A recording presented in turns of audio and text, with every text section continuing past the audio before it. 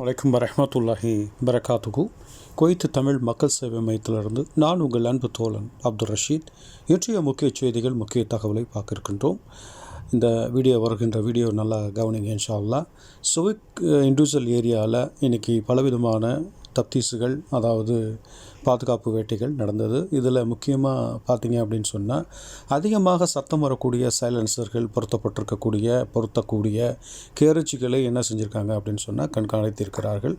So இவங்க இந்த வண்டி அதிகமாக கேரட்சி செய்கிறதுக்கு என்னென்ன பண்ணுறாங்க, ஏது பண்ணுறாங்க அப்படிங்கிற சில நடவடிக்கைகளையும், இது சட்டப்பூர்வமான பாதுகாப்பு இல்லாததா என்பதை ஆராய்ந்து அவர்களுக்கு உண்டான அறிவுரைகளை வழங்கப்பட்டது. மேலும் அந்த ஏரியாவிலே வாகன பாதுகாப்பு வேட்டைகளும் நடைபெற்றது. அந்த வேட்டையில் வாகனத்தினருடைய சரியான பாதுகாப்பு தேடலையும், டயர்கள் மற்றும் லைட்டுகள் மற்றும் கார் சம்பந்தமான, இன்ஜின் சம்பந்தமான பாதுகாப்பு தேடலையும் தேடி ஒரு அதிகமான அறிவுறுத்தல் செய்யப்பட்டிருக்கிறது என்பது முக்கிய தகவல். அடுத்து இந்த செய்தி ரொம்ப முக்கியமான ஒரு தகவல். நம்ம இன்றைக்கி அடிக்கடி நம்ம என்ன செய்கிறோம் அப்படின்னா, லிங்க் மூலமாக பணம் அனுப்புகின்றோம், வாமவுட் மூலமாக பணம் அனுப்புகின்றோம்.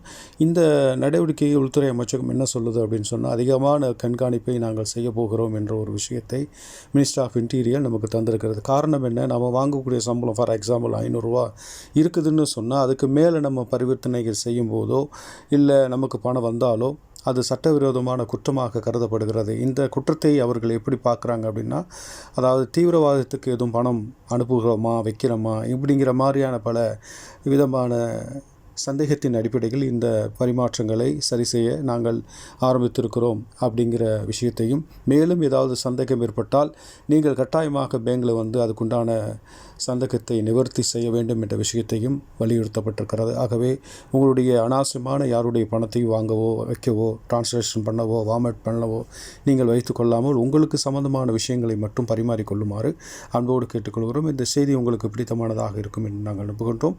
மீண்டும் நற்செய்தியை உங்களோடு தொடர்பு கொள்ளும் வரை உங்களது விடைபெறுவது நான் உங்கள் அன்பு தோழன் அப்துல் ரஷீத். இச்செய்திகளை அனைவருக்கும் பார்வேர்ட் செய்யுமாறு அன்போடு கேட்டுக்கொள்கிறோம். நன்றி.